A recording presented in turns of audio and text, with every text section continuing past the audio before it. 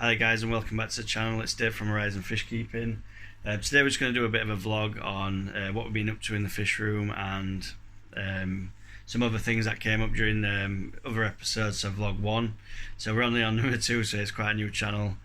We had a sick fish last week in this tank in particular. We picked up a couple of male mollies to breed with one of my females I've got in there. So we've got a calico male, sort of about 2 inch. And we've also got a Dalmatian molly as well. We got 2 together. This went through quarantine, they were absolutely fine, and then after a couple of days one of them started to get pop eye, but they were already in the bigger tank just behind here, so we've had to treat them. And we've got a few more little projects going on. I can show you, we'll have a look through some of the breeding tanks and things that we've got going on. And at the moment we've got some, we're breeding, we've got some snakeskin guppy. I think they're called rainbow snakeskins or something along them lines, I'm not sure. They're sort of a yellow coloration with the snakeskin pattern going through, so we've just put one male and one female in one of the smaller tanks. We're going to have a see what goes on with them and how they're getting on breeding and things. And also we've got around, I counted about 86 panda corridor eggs as well, so we're going to have a crack at trying to go with them again. I did have about, I think in the breeding video, there were 10 eggs in total. They did hatch out, they lasted about 2 or 3 days. I put them in like an ice cream container with a heater, and they were doing alright for a little while. I don't think they were eating, to be honest. I was doing micro worms, baby brine shrimp and Akari first bites. I tried them for each day. So I'll feed him one of the above in the morning, and then once in the middle of the day if I could be at home, if I want her at work, and then I'd feed it in the evening. So but they didn't seem to pull through. I'm not sure if it's a temperature issue or if they weren't eating, or there was definitely some I missed because they didn't make it. So I've tried a different approach this time. I've got the 2 litre Fluville breeder box, so we're gonna have a go with that, and I'll show you as well. I'll show you how I've got it set up at the moment. So we'll have a look at that in a second. But as far as the mollies that we got in, they're doing really good now as well. They've been medicated. They did go through I went through the parasite medication, the infection stuff. I basically did the trio that everyone's doing at the moment. So they went through that and they seemed to be absolutely fine. But once they got into the community tank, they seemed to get the Popeye infection. So I just treated that with antibacterial medication, and they come back to life. So I'll flip the camera around anyway, guys, and I'll show you some of the tanks and things, and you can have a look at that. Right, so we're back. These are the 2 mollies. Mainly the calico one that got the eye infection, but as you can see now it's totally gone. If we can get focused, they're bouncing around a bit because I think I'm going to feed him. So it was just that eye there that was swelling up. You can see now that it's doing really good, and the Dalmatian's just there with it, chasing each other as usual. And obviously the big lyre tail female that I've had for about 2 or 3 years is doing real well as well. There's no other signs of infection in this tank, so I'm pretty happy with it at the moment. We've got all the plants growing. We've just put some more plants in, and the name escapes me as soon as I'm on video. So we've been doing the crypts. We've just put some stem plants at the back. I've totally mind blocked here. I can't remember what they're called now, but yeah, they're growing really well. And we've put this one in as well. This one down the back there. Sorry for the reflection, guys. Let's knock this light off now. So yeah, it's going really nice. It's looking pretty nice when you step back. You can just notice there's some foam going on at the top, and I've found it's actually the Tropica Premium Nutrition that's causing it. I did a massive water change when it first happened, and now I've just recently, a few hours ago, put some of this stuff in, and for some reason it's just foaming up my water like soap. I've not seen it like that. I usually use API Leaf Zone in my tanks, and that usually works really well. So I've put the Tropica root tabs in this time. I usually use the API, the Tropica root tabs, and the combination with the premium nutrition, and it's causing some real bubbles on top. So this will be water changed. Sorry about the red light. It just, for some reason, if I put the red light on, my camera can just focus a whole lot better. So you can change the colours of this light. It's a bit of a novelty one. You can have white, but it just seems to black. It's not too bad actually. Usually black's the bottom half off, and then the top half it ends up real bright like that. So I usually knock it off. I've just got 2 lights on this one at the moment, so I'm not sure how good you can see it without beaming like that. So I'll knock it down a little bit. Does get quite hot, this light actually. So yeah, I've just got the this is an Amazon special. I've just put this on top of the corrugated lid that I made a few weeks ago, and then I've just got this one at the back. This one does have the blue LEDs in as well, but I turn that off just because it tends to, for some reason, it'll algae up the Amazon swords quite bad at the top there. So I'll show you the we'll get onto the Panda Corridors setup. You see one of my, I think that was my 2nd generation guppies. We're on the 3rd generation now, so we're just breeding them guys out. These ones were the babies from, we're making Tequila Sunrise guppies, so yeah, they're looking pretty cool. I've got the Crebensis down here as well. They're not breeding at the moment.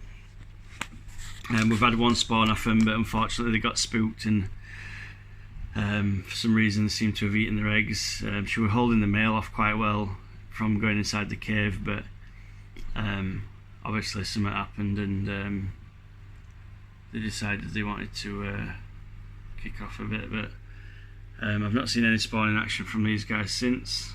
I've turned the cave round. I've put a little pebble in front to try and narrow the doorway up a bit, but it didn't seem to work. I mean, I need to sort of figure out a trigger for these guys, I think, and we'll get them breeding again. Angelfish there, they're liking each other today, because sometimes it can be not angels, more devils than angels, but them guys are doing real good as well. So this is a little project we've got going for the Crebensis. Just put a coconut hood in there. Did have moss all over it until my Molly, which always comes to the front when I come and see her. I've had this fish the longest. At the moment now, this is the oldest fish I've got. I think she's about 3 years old probably. She's doing really well for a Molly anyway.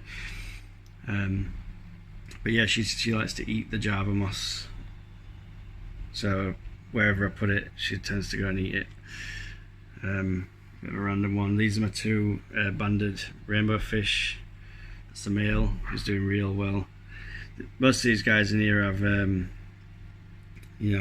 kept them in my water since they were fry. So I know the parameters of the fish that are in here are all mixed, but I've never had any issues apart from Popeye once, and that's within 3 years of this tank being established. So it gets water changed every week. I use Seachem alkaline buffers in this tank. I've got crushed coral in here as well.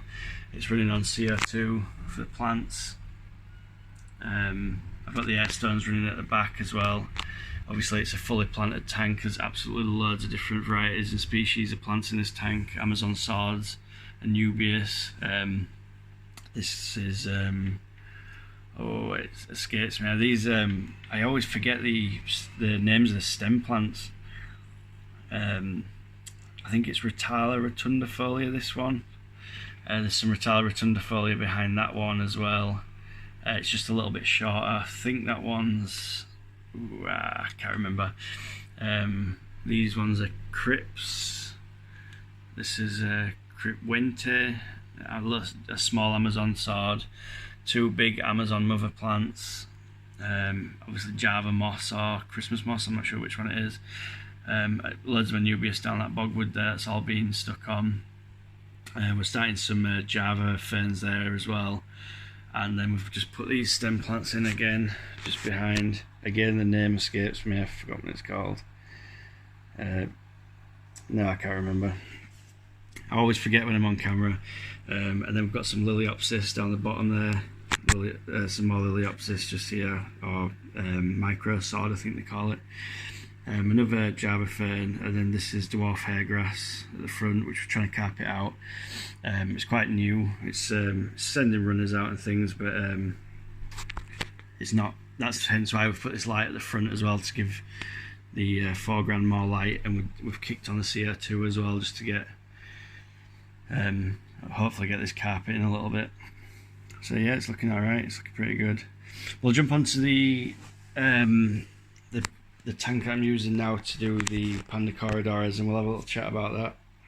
Well then guys, back again. So let's go to this tank first.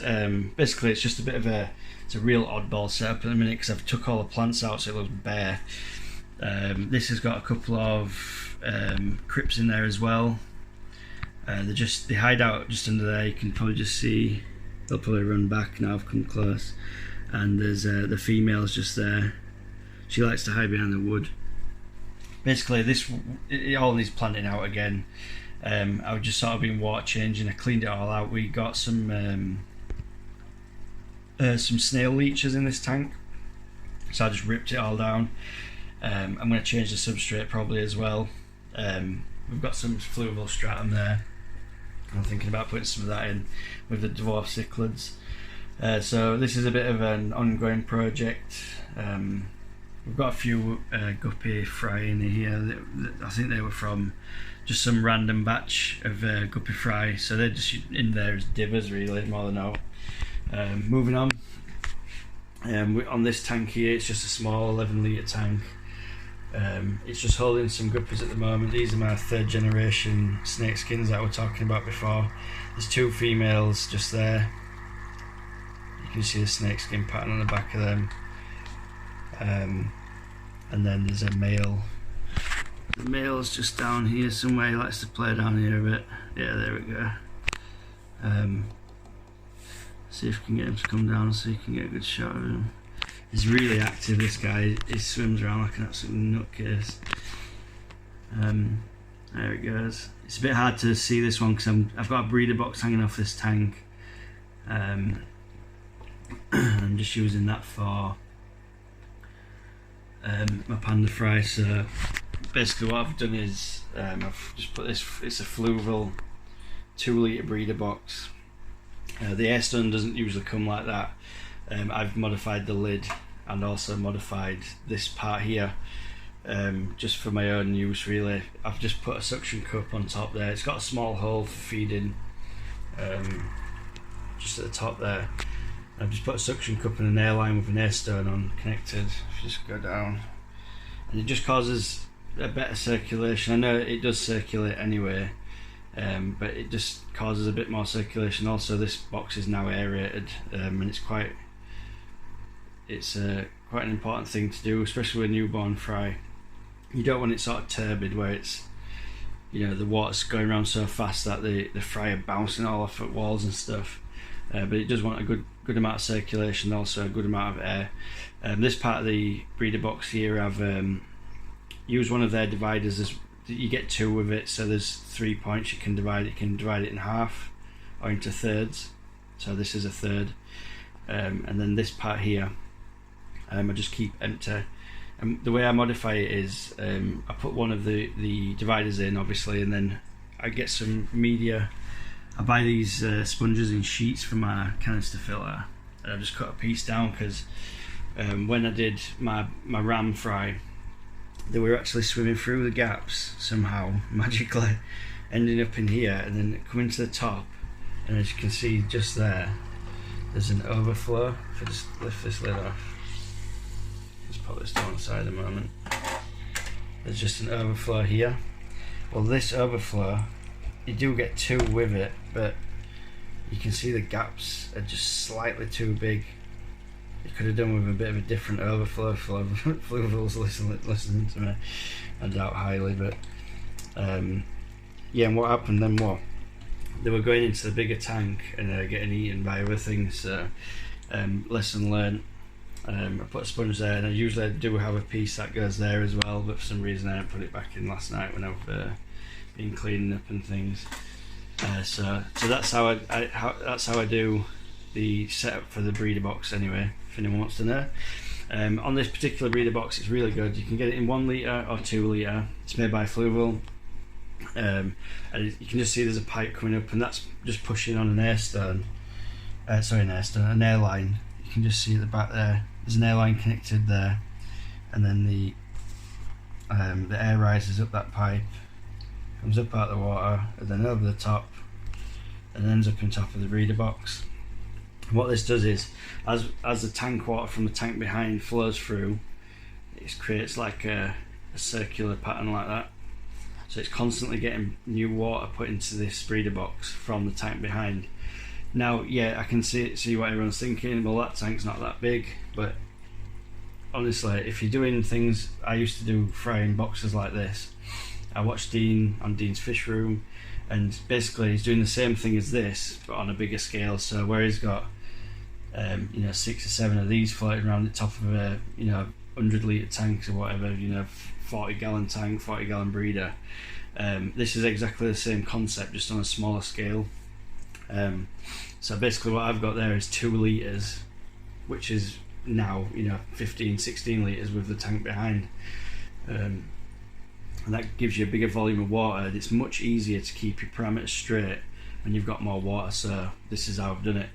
It's worked for German blue rams in there, gold rams I've hatched out in there. I did some plecos in there, bristlenose plecos in there, calico plecos in there.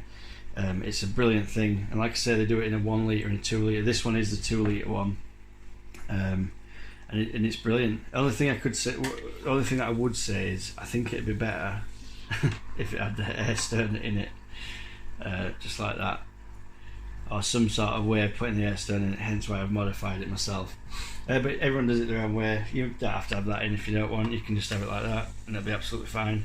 Like I say, this is the first time I've done this, but just after doing some research on how Corydoras eggs hatch and work, I think that the air stern is just a good idea, and I think it's more help than hindrance as well. So that's why I do it. Anyway, let's get back to the video, guys. So as you can see at the bottom there's some Cory eggs. Some of them are quite white at the minute, and there's actually a load of them just hanging from this moss just here, if I can get it to focus. Yeah, you just see the eggs there. When they're sort of white and clear like this, I tend to find that they either go very black, so they'll go to that, if that'll focus on the back there. Maybe not. Yeah, no. Sorry about this, guys. The focus on this phone is absolutely awful. So you can see there's just a lot of whiter ones are clear, and then there's some that are a lot darker shade or black even. I find when they start going black, that is the time when they'll start hatching. So you can see just there's a white one. That's a long way off. You're talking like at least a week. Whereas if you get some that are more like them, they're probably a couple of days, maybe today, they'll hatch out. You can just see the worms on the glass there. They're just Walter worms, micro worms. Put them in for the fry, so these guys are doing real well.